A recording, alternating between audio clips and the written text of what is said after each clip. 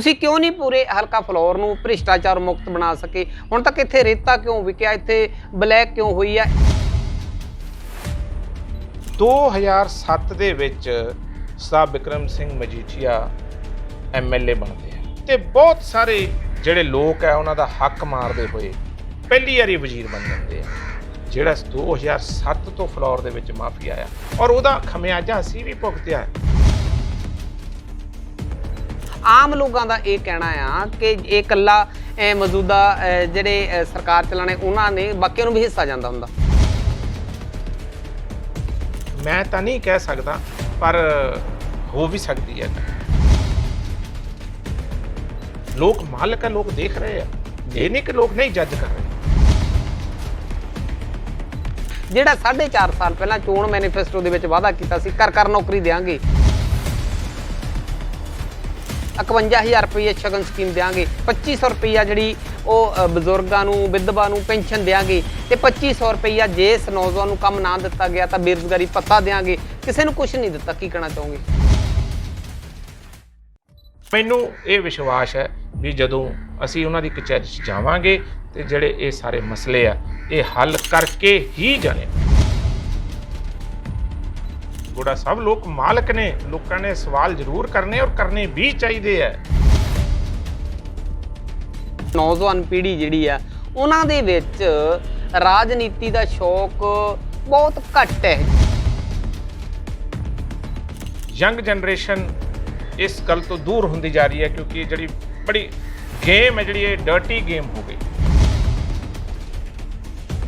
ਅੱਜ ਜਿਹੜੀ ਦੌੜ ਹੋ ਗਈ ਹੈ, ਰਾਜਨੀਤੀ ਨਹੀਂ, ਸੇਵਾ ਨਹੀਂ, ਥੋੜੀ ਦੌੜ ਹੋ ਗਈ ਹੈ ਪੈਸੇ ਵਾਲੇ ਪਾਸੇ। ਜਿਹੜੇ ਭ੍ਰਿਸ਼ਟਾਚਾਰ ਮੁਕਤ ਪੰਜਾਬ ਨੂੰ ਕਰਨਾ ਚਾਹੁੰਦੇ ਨੇ, ਜਿਹੜੇ ਬੇਰੁਜ਼ਗਾਰੀ ਮੁਕਤ ਪੰਜਾਬ ਨੂੰ ਕਰਨਾ ਚਾਹੁੰਦੇ, ਪਰ ਉਹਨਾਂ ਦੀ ਜੇਬ ਦੇ ਵਿੱਚ ਪੈਸਾ ਨਹੀਂ ਹੁੰਦਾ। ਤੁਸੀਂ ਝਾਤ ਮਾਰ ਕੇ ਦੇਖੋ ਪਿੱਛੇ ਆਪਣੇ ਪਿਛਵਾੜ ਕਿ ਸਾਡੇ ਪਰਿਵਾਰਾਂ ਦੇ ਵਿੱਚ ਅੱਜ ਵੀ ਬਹੁਤ ਸਾਰੇ ਲੋਕ ਨਮਕ ਦੇ ਨਾਲ ਜਾਂ ਅਚਾਰ ਦੇ ਨਾਲ ਰੋਟੀ ਖਾਣ ਲਈ ਮਜਬੂਰ ਨੇ। ਜੇ ਇਹੀ ਹਾਲਾਤ ਰਹੇ ਤਾਂ ਗਰੀਬ ਆਦਮੀ ਦਾ ਜੀਣਾ ਜਿਹੜਾ ਦੁੱਭਰ ਹੋ ਜਾਏ, ਬਹੁਤ ਮੁਸ਼ਕਲ ਹੋ ਜਾਏ। ਤੁਹਾਡੇ ਬਜ਼ੁਰਗ, ਤੁਹਾਡੇ ਪਿਤਾ ਜੀ, ਉਹਨਾਂ ਨੂੰ ਵੀ ਮੌਕਾ ਦਿੱਤਾ 5 ਵਾਰ। ਜਿਹੜੇ ਲੋਕਾਂ ਦਾ ਭਲਾ ਕਰਨਾ ਚਾਹੁੰਦੇ ਆ ਉਹ ਭਲਾ ਮੈਂ ਇਕੱਲਾ ਨਹੀਂ ਕਰ ਸਕਦਾ। ਜਿਵੇਂ ਕਹਾਂ ਮੈਂ ਇਕੱਲਾ ਹੀ ਪਤਾ ਨਹੀਂ ਕੀ ਭਲਾ ਪਾਲਿਸੀ ਕਰਦੀ ਹੈ, ਪਲੈਨਿੰਗ ਕਰਦੀ ਹੈ, ਫਾਈਨੈਂਸ਼ੀਅਲ ਸਪੋਰਟ ਕਰਦੀ ਹੈ। ਤੁਸੀਂ ਕਦੀ ਇਦਾਂ ਦੀ ਕੋਸ਼ਿਸ਼ ਕੀਤੀ ਵੀ ਆਓ ਬਈ ਆਪਾਂ ਪਾਰਟੀ ਵੋਟਾਂ ਵਿੱਚ ਦੇਖਾਂਗੇ ਵੀ ਆਪਣੀਆਂ ਸਮੱਸਿਆਵਾਂ ਲਈ ਸਾਂਝ ਪਾਈਏ, ਆਪਾਂ ਕੋਈ ਨਾ ਕੋਈ ਪਲੈਨਿੰਗ ਕਰੀਏ ਜਾਂ ਆਪਾਂ ਇਕੱਠੇ ਬੈਠ ਕੇ ਕੋਈ ਸਲਾਹ ਕਰੀਏ?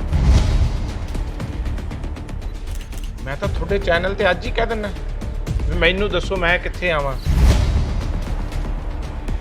ਵਾਰ-ਵਾਰ ਖਜ਼ਾਨਾ ਖਾਲੀ ਦੀ ਗੱਲ ਕੀਤੀ। ਖਜ਼ਾਨਾ ਖਾਲੀ ਜਿਹੜਾ ਲੋਕ ਥੋੜੀ ਕਰਦੇ ਨੇ, ਖਜ਼ਾਨਾ ਤਾਂ ਲੋਕ ਭਰਦੇ ਨੇ। ਲੋਕਾਂ ਦਾ ਕੰਮ, ਲੋਕ ਤਾਂ ਆਪਣੀ ਮਿਹਨਤ ਮਜ਼ਦੂਰੀ ਕਰੀ ਜਾਂਦੇ ਨੇ, ਟੈਕਸ ਦੇਈ ਜਾਂਦੇ ਨੇ। ਸਰਕਾਰੀ ਸਕੂਲ, ਸਰਕਾਰੀ ਹਸਪਤਾਲ ਜਿਹੜੇ ਨੇ ਉਹ ਵੀ ਬੰਦ ਹੋਣ ਦੇ ਕੰਢੇ। ਹਸਪਤਾਲ ਤੋਂ ਡਿਸਪੈਂਸਰੀਆਂ ਬਹੁਤੀਆਂ ਬੰਦ ਕੀਤੀਆਂ ਹੈਗੀਆਂ ਨੇ। ਇਹ ਜਿਹੜਾ ਦਰਦ ਹੈ ਸਾਡੇ ਲੋਕਾਂ ਦਾ ਦਰਦ, ਉਹ ਸਾਨੂੰ ਉਹਦਾ ਅਹਿਸਾਸ ਹੈ। ਮੈਂ ਕੀ ਵਿਜ਼ਿਟ ਕਰਨੀ, ਮੈਨੂੰ ਤਾਂ ਪਤਾ ਹੈ ਵਿਜ਼ਿਟ ਚੋਂ ਕੁਛ ਨਹੀਂ ਨਿਕਲਣਾ, ਪਲੈਨਿੰਗ ਤੇ ਪਾਲਿਸੀ ਚੋਂ। ਕਾਂਚੀ ਟੀਵੀ ਦੇਖ ਰਹੇ ਸਾਰੇ ਸਰੋਤਿਆਂ ਦਾ ਸਵਾਗਤ ਹੈ। ਦੇਸ਼ ਵਿਦੇਸ਼ ਦੀ ਸੰਗਤ ਨੂੰ ਮੇਰੇ ਵੱਲੋਂ ਜਾਣੀ ਨਿਰਮਲ ਗੁੜਾ ਦੇ ਵੱਲੋਂ ਜੈ ਭੀਮ, ਜੈ ਗੁਰਦੇਵ। ਤੁਹਾਨੂੰ ਸਭ ਨੂੰ ਪਤਾ ਕਿ ਪੰਜਾਬ ਦੇ ਵਿੱਚ ਵਿਧਾਨ ਸਭਾ ਦੀਆਂ ਚੋਣਾਂ ਬਿਲਕੁਲ ਨੇੜੇ ਨੇ, ਸਿਰ ਤੇ ਨੇ ਤੇ ਹਰ ਰਾਜਨੀਤਿਕ ਪਾਰਟੀ ਦੇ ਵੱਲੋਂ ਆਪਣੇ ਉਪਰਾਲੇ ਸ਼ੁਰੂ ਕਰ ਦਿੱਤੇ ਨੇ ਵੋਟਰ ਸਪੋਰਟਰ ਤੱਕ ਪਹੁੰਚ ਕਰਨ ਦੇ ਲਈ। ਆਪਣੇ ਤਰੀਕੇ ਦੇ ਨਾਲ ਪਹਿਲਾਂ ਦੀ ਤਰ੍ਹਾਂ ਆਪਣੇ ਦਾਅਵੇ ਵਾਅਦੇ ਉਹ ਪੇਸ਼ ਕਰਨੇ ਸ਼ੁਰੂ ਕਰ ਦਿੱਤੇ ਨੇ ਤੇ ਚਿੱਕੜ ਉਛਾਲਣਾ ਵੀ ਸ਼ੁਰੂ ਕਰ ਦਿੱਤਾ ਵੱਖ-ਵੱਖ ਰਾਜਨੀਤਿਕ ਪਾਰਟੀਆਂ ਦੇ ਵੱਲੋਂ ਦੂਜੀਆਂ ਪਾਰਟੀਆਂ ਦੇ ਉੱਪਰ। ਉਹ ਗੱਲ ਅਲੱਗ ਹੈ। ਤੇ ਅੱਜ ਅਸੀਂ ਪਹੁੰਚੇ ਹਾਂ ਬਹੁਤ ਹੀ ਸਾਡੇ ਖਾਸ ਕਰਕੇ ਦਲਿਤ ਸਮਾਜ ਦੇ ਵਿੱਚੋਂ ਰਾਜਨੀਤਿਕ ਗੁਰੂ ਸਰਵਣ ਸਿੰਘ ਫਲੋਰ ਜੀ, ਜਿਹੜੇ ਹੁਣ ਤੱਕ 6 ਵਾਰ ਵਿਧਾਇਕ ਰਹੇ ਨੇ, 3 ਵਾਰ ਮੰਤਰੀ ਰਹੇ ਨੇ ਤੇ ਉਹਨਾਂ ਦੇ ਬੇਟੇ ਦਮਨਵੀਰ ਸਿੰਘ ਫਿਲੌਰ ਦੇ ਕੋਲ ਤੇ ਚਰਚਾ ਕਰਾਂਗੇ ਰਾਜਨੀਤਿਕ, ਖਾਸ ਕਰਕੇ ਹਲਕਾ ਫਿਲੌਰ ਦੇ ਉੱਤੇ ਕਿ ਹਲਕਾ ਫਿਲੌਰ ਦੇ ਵਿੱਚ ਕਿਵੇਂ ਦੇ ਹਾਲਾਤ ਨੇ, ਦੇਸ਼ ਦੀ ਆਜ਼ਾਦੀ ਤੋਂ ਬਾਅਦ ਕਿੰਨੀ ਕੁ ਤਰੱਕੀ ਕੀਤੀ ਆ, ਕੀ ਹਾਲਾਤ ਨੇ, ਮਹਿੰਗਾਈ, ਭ੍ਰਿਸ਼ਟਾਚਾਰ, ਸਾਰੇ ਤਰ੍ਹਾਂ ਦੀ ਅਸੀਂ ਗੱਲ ਕਰਾਂਗੇ। ਸਭ ਤੋਂ ਪਹਿਲਾਂ ਸਵਾਗਤ ਕਰੀਏ ਜੀ ਦਮਨਵੀਰ ਸਿੰਘ ਫਿਲੌਰ ਦਾ। ਔਰ ਇੱਕ ਬਹੁਤ ਅੱਛੀ ਸਮਾਜ ਸੇਵਕ ਸੰਸਥਾ ਵੀ ਚਲਾਉਂਦੇ ਨੇ ਜਿਹਦੇ ਨਾਲ ਸਮਾਜ ਦੇ ਵਿੱਚ ਆਪਣੇ ਤਰੀਕੇ ਦੇ ਨਾਲ ਭਲਾ ਕਰਨ ਦੇ ਲਈ ਕੋਸ਼ਿਸ਼ ਕਰਦੇ ਨੇ। ਸਭ ਤੋਂ ਪਹਿਲਾਂ ਸਵਾਗਤ ਹੈ ਜੀ ਤੁਹਾਡਾ। ਜੈ ਭੀਮ, ਜੈ ਗੁਰਦੇਵ। ਜੈ ਭੀਮ, ਜੈ ਗੁਰਦੇਵ। ਸਾਰੇ ਕਾਂਸ਼ੀ ਟੀਵੀ ਦੇ ਵੀਅਰਸ ਨੂੰ ਵਾਹਿਗੁਰੂ ਜੀ ਕਾ ਖਾਲਸਾ, ਵਾਹਿਗੁਰੂ ਜੀ ਕੀ ਫਤਿਹ। ਹੋ ਸਭ ਠੀਕ ਠਾਕ ਹੋ ਜੀ? ਬਹੁਤ ਕਿਰਪਾ ਜੀ। ਬੜੀ ਖੁਸ਼ੀ ਹੁੰਦੀ ਹੈ ਆਪਣੇ ਸਮਾਜ ਦੇ ਸੱਜਣ, ਚਾਹੇ ਉਹ ਕਿਸੇ ਵੀ ਫੀਲਡ ਦੇ ਵਿੱਚ ਹੋਵੇ, ਚਾਹੇ ਉਹ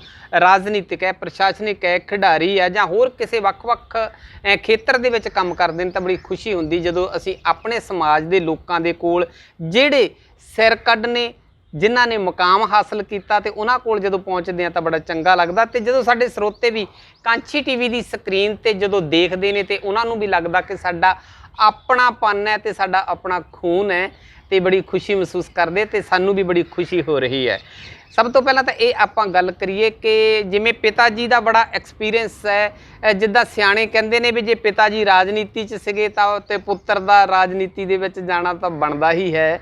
ਤੇ ਤੁਹਾਡਾ ਮਨ ਰਾਜਨੀਤੀ ਦੇ ਵਿੱਚ ਪਿਤਾ ਜੀ ਕਰਕੇ ਬਣਿਆ, ਜਾਂ ਤੁਹਾਡਾ ਆਪਣਾ ਵੀ ਸਟੂਡੈਂਟ ਲੈਵਲ ਤੇ ਪੜ੍ਹਨ ਵੇਲੇ ਵੀ ਸੀਗਾ ਕਿ ਮੈਂ ਵੀ ਰਾਜਨੀਤੀ ਦੇ ਵਿੱਚ ਜਾਵਾਂਗਾ? ਕੀ ਮਨ ਸੀ ਤੁਹਾਡਾ? ਗੋੜਾ ਸਾਹਿਬ, ਤੁਸੀਂ ਤਾਂ ਸਾਡੇ ਗੁਆਂਢੀ ਵੀ ਹੋ ਤੇ ਸਾਰੇ ਪਰਿਵਾਰ ਨੂੰ ਬਹੁਤ ਅੱਛੀ ਤਰ੍ਹਾਂ ਜਾਣਦੇ ਹੋ। ਤੇ ਗੁਰੂ ਮਹਾਰਾਜ ਦੀ ਕਿਰਪਾ ਨਾਲ ਕਰੀਬਨ 44 ਸਾਲ ਦਾ ਸਫ਼ਰ ਹੋ ਗਿਆ ਜੀ। ਪਰਮਾਤਮਾ ਦੀ ਕਿਰਪਾ ਨਾਲ ਸਰਦਾਰ ਸਰਵਨ ਸਿੰਘ ਫਲੋਰ ਹੋਰਾਂ ਨੂੰ ਜੋ ਲੋਕ ਸੇਵਾ ਦੇ ਵਿੱਚ ਉਹਨਾਂ ਨੇ 44 ਸਾਲ ਪੂਰੇ ਕਰ ਲਏ।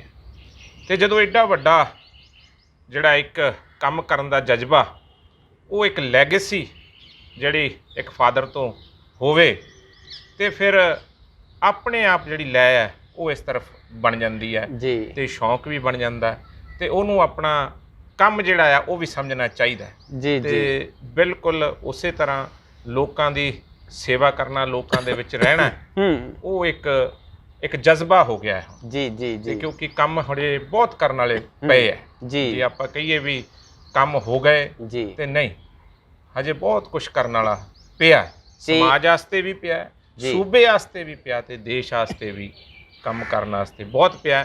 ਤੇ ਕਿਸੇ ਵੀ ਤਰੱਕੀ ਪਿੱਛੇ ਕੁਰਬਾਨੀਆਂ, ਜਵਾਨੀਆਂ ਤੇ ਲਹੂ ਇਹ ਦੇਣਾ ਪੈਂਦਾ, ਤੇ ਉਸੇ ਕਾਰਨ ਅਸੀਂ ਇਸ ਕਾਫਲੇ ਦੇ ਵਿੱਚ ਸ਼ਾਮਲ ਹੋਏ। ਤੇ ਇਹ ਦਰਸ਼ਕਾਂ ਨੂੰ ਸਾਫ਼-ਸਾਫ਼ ਦੱਸੀਏ ਕਿ ਪਿਤਾ ਜੀ ਕਿੰਨੀ ਵਾਰ MLA ਬਣੇ ਨੇ, ਕਿੰਨੀ ਵਾਰ ਉਹਨਾਂ ਨੂੰ ਮੰਤਰੀ ਬਣਨ ਦਾ ਮੌਕਾ ਮਿਲਿਆ, ਤੇ ਕਿੰਨੀਆਂ ਕਿਹੜੀ ਸੇਵਾਵਾਂ ਨਿਭਾਈਆਂ ਨੇ? ਗੁੜਾ ਸਾਹਿਬ, ਫਲੋਰ ਸਾਹਿਬ ਨੂੰ ਕਰੀਬਨ ਪ੍ਰਮਾਤਮਾ ਨੇ 6 ਵਾਰ ਕਿਰਪਾ ਕੀਤੀ। ਲੋਕਾਂ ਨੇ 6 ਵਾਰ ਪਿਆਰ ਦੇ ਕੇ ਉਹਨਾਂ ਨੂੰ MLA ਬਣਾਇਆ, ਜਿਹਦੇ 'ਚੋਂ 5 ਵਾਰੀ ਹਲਕਾ ਫਲੋਰ ਤੋਂ, ਤੇ 6ਵੀਂ ਵਾਰੀ ਹਲਕਾ ਕਰਤਾਰਪੁਰ ਜਲੰਧਰ ਦੇ ਨਾਲ ਪੈਂਦਾ ਜੀ। ਉੱਥੋਂ ਲੋਕਾਂ ਨੇ ਮਾਣ ਬਖਸ਼ਿਆ, ਤੇ ਪ੍ਰਮਾਤਮਾ ਨੇ ਕਿਰਪਾ ਕੀਤੀ, ਕਿਉਂਕਿ ਉਹਦੀ ਕਿਰਪਾ ਨਾਲ ਸਾਰਾ ਕੁਝ ਹੁੰਦਾ ਹੈ, ਸ੍ਰਿਸ਼ਟੀ ਉਹਦੀ ਕਿਰਪਾ ਨਾਲ ਚੱਲਦੀ ਹੈ ਜੀ। ਤੇ ਉਸੇ ਨਾਲ ਹੀ 3 ਵਾਰੀ ਉਹਨਾਂ ਨੇ ਐਜ਼ ਅ ਵਜ਼ੀਰ ਜਿਹੜੀ ਹੈ ਉਹ ਪੰਜਾਬ ਦੇ ਸੂਬੇ ਦੀ ਲੋਕਾਂ ਦੀ ਸੇਵਾ ਕੀਤੀ ਜੀ। ਤੇ ਤੁਸੀਂ ਜਿਵੇਂ ਇਹ ਬਿਲਕੁਲ ਵਿਧਾਨ ਸਭਾ ਇਲੈਕਸ਼ਨ ਜਿਹੜੀ ਹੈ, ਚੋਣਾਂ ਬਿਲਕੁਲ ਨੇੜੇ ਨੇ, ਤੁਸੀਂ ਵੀ ਮਨ ਬਣਾਇਆ ਹੈ ਵੀ ਇਸ ਵਾਰ ਆਪ ਟਰਾਈ ਕਰੀਏ? ਦੇਖੋ, ਫਿਲਹਾਲ ਚੋਣਾਂ ਲੜਨੀਆਂ, ਕਿਹਨੇ ਲੜਨੀਆਂ, ਕਦੋਂ ਲੜਨੀਆਂ, ਇਹ ਲੋਕ ਤੈਅ ਕਰਦੇ ਆ ਵੀ ਤੁਹਾਡੇ ਨਾਲ ਲੋਕਾਂ ਦਾ ਇੰਟਰੈਕਸ਼ਨ ਕਿਵੇਂ ਹੈ। ਸਾਡਾ ਫਰਜ਼ ਹੈ ਅਸੀਂ ਅੱਜ ਲੜੀਏ ਨਾ ਲੜੀਏ, ਪਰ ਜਿਹੜੀ ਸੇਵਾ ਆ ਉਹ ਇਸੇ ਤਰ੍ਹਾਂ ਜਾਰੀ ਰਹੇਗੀ, ਉਹਦੇ ਵਿੱਚ ਕੋਈ ਕਮੀ ਨਹੀਂ ਆਏਗੀ, ਨਿਰਵਿਘਨ ਜਾਰੀ ਰਹੇਗੀ, ਜੋ ਪਿਛਲੇ 44 ਸਾਲਾਂ ਤੋਂ ਹੋ ਰਹੀ ਹੈ। ਉਹਦੇ ਵਿੱਚ ਬਿਲਕੁਲ ਇਹ ਗੱਲ ਤੁਹਾਡੀ, ਮੈਂ ਇਹਨੂੰ ਗਲਤ ਵੀ ਨਹੀਂ ਕਹਾਂਗਾ ਬਈ ਰਾਜਨੀਤਿਕ ਸ਼ਕਤੀ ਤੋਂ ਬਿਨਾਂ ਸੇਵਾ ਵੀ ਨਹੀਂ ਹੋ ਸਕਦੀ। ਆਪ ਜੀ ਜਾਣਦੇ ਹੋ, ਬਹੁਤ ਵੱਡੇ ਸਾਡੇ ਸ਼ਖਸੀਅਤ ਹੈ, ਉਹਨਾਂ ਨੇ ਵੀ ਇਹ ਗੱਲ ਆਖੀ ਹੈ ਵੀ ਰਾਜਨੀਤਿਕ ਸ਼ਕਤੀ ਤੋਂ ਬਿਨਾਂ ਸੇਵਾ ਵੀ ਨਹੀਂ ਹੋ ਸਕਦੀ ਤੇ ਤਰੱਕੀ ਵੀ ਨਹੀਂ ਹੋ ਸਕਦੀ। ਸੋ ਰਾਜਨੀਤਿਕ ਸ਼ਕਤੀ ਜ਼ਰੂਰੀ ਹੈ ਜੀ, ਤੇ ਜਿੱਥੇ ਵੀ ਲੋਕ ਪਿਆਰ ਕਰਨਗੇ, ਹੁਕਮ ਕਰਨਗੇ, ਇਸ ਪਾਸੇ ਵੀ ਜ਼ਰੂਰ ਆਵਾਂਗੇ। ਬਿਲਕੁਲ ਜੀ। ਫਲੋਰ ਸਾਹਿਬ, ਇੱਕ ਗੱਲ ਦੱਸੋ, ਜਿਵੇਂ ਆਮ ਲੋਕਾਂ ਤੇ ਖਾਸ ਕਰਕੇ ਨੌਜਵਾਨ ਪੀੜ੍ਹੀ ਜਿਹੜੀ ਆ, ਉਹਨਾਂ ਦੇ ਵਿੱਚ ਰਾਜਨੀਤੀ ਦਾ ਸ਼ੌਕ ਬਹੁਤ ਘੱਟ ਹੈ ਜਿੰਨਾ ਹੋਣਾ ਚਾਹੀਦਾ ਸੀ। ਜਿਵੇਂ ਤੁਹਾਡੀ ਜ਼ੁਬਾਨ ਤੋਂ ਅਸੀਂ ਸੁਣ ਰਹੇ ਇਸ ਤਰੀਕੇ ਦੇ ਨਾਲ ਪੰਜਾਬ ਦੇ ਵਿੱਚ ਜਿਹੜੀ ਨੌਜਵਾਨੀ, ਜਿਹੜੀ ਅੱਜ ਦੀ ਪੀੜ੍ਹੀ, ਭਾਵੇਂ ਉਹ ਪੜ੍ਹੀ ਲਿਖੀ ਪੀੜ੍ਹੀ ਵੀ ਹੈਗੀ ਆ, ਪਰ ਉਹਨਾਂ ਦੇ ਮਨ ਦੇ ਵਿੱਚ ਇੱਦਾਂ ਦਾ ਸ਼ੌਕ ਨਹੀਂ ਹੈ। ਕੀ ਕਾਰਨ ਲੱਗਦਾ ਤੁਹਾਨੂੰ? ਗੁੜਾ ਸਾਹਿਬ, ਥੋੜ੍ਹੀ ਬਦਕਿਸਮਤੀ ਹੋ ਗਈ ਜੀ ਸਾਡੇ ਸੂਬੇ ਦੀ, ਖਾਸ ਕਰ ਯੰਗ ਜਨਰੇਸ਼ਨ ਇਸ ਗੱਲ ਤੋਂ ਦੂਰ ਹੁੰਦੀ ਜਾ ਰਹੀ ਹੈ, ਕਿਉਂਕਿ ਜਿਹੜੀ ਬੜੀ ਗੇਮ ਹੈ, ਜਿਹੜੀ ਇਹ ਡਰਟੀ ਗੇਮ ਹੋ ਗਈ, ਜਿਹੜੀ ਰਾਜਨੀਤੀ ਹੈ, ਪੋਲੀਟਿਕਸ ਹੈ, ਕਿਸੇ ਵੇਲੇ ਜ਼ਿਆਦਾਤਰ ਲੋਕ ਇਹਨੂੰ 90% ਲੋਕ ਜਿਹੜੇ ਆ ਉਹ ਸੇਵਾ ਵਾਸਤੇ ਆਉਂਦੇ ਸੀ। ਅੱਜ ਜਿਹੜੀ ਦੌੜ ਆ ਉਹ ਪੈਸੇ ਦੀ ਲੱਗ ਗਈ। ਪੈਸੇ ਦੇ ਨਾਲ ਪੈਸੇ ਕਮਾ ਲਾਂ, ਬਹੁਤ ਘੱਟ, ਬਹੁਤ ਮੈਂ ਉਦਾਹਰਨਾਂ ਦਿਆਂਗਾ। ਜਿਹੜੇ ਪੁਰਾਣੇ ਕਿਸੇ ਟਾਈਮ ਦੇ ਲੀਡਰ ਸਾਹਿਬਾਨ ਸੀ, ਉਹ ਕਦੇ ਸਰਕਾਰੀ ਕੋਠੀ ਮਿਲਦੀ ਸੀ ਤਾਂ ਉਹਨਾਂ ਨੂੰ ਕਹਿੰਦੇ ਸਰਕਾਰੀ ਕੋਠੀ ਖਾਲੀ ਕਰ ਦਿਓ, ਉਹ ਤੇ ਝੋਲੇ 'ਚ ਹੀ ਕੱਪੜੇ ਰੱਖਦੇ ਸੀ।